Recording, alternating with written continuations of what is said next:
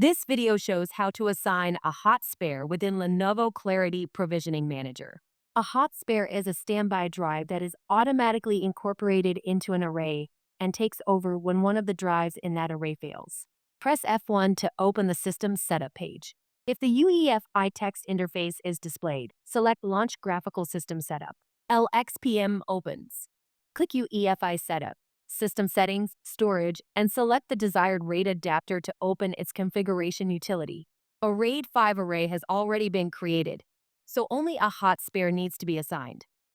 Select Array Configuration, Manage Arrays. Select the previously created RAID 5 array, Array A. Click Manage Spare Drives. A dedicated hot spare can be shared by one or more arrays and protects any redundant logical drives in those arrays. An auto-replace hot spare is assigned to a specific array, and after rebuilding a failed logical drive, it becomes a permanent part of that array. The spare type definition here is different from the Broadcom RAID hot spare terminology.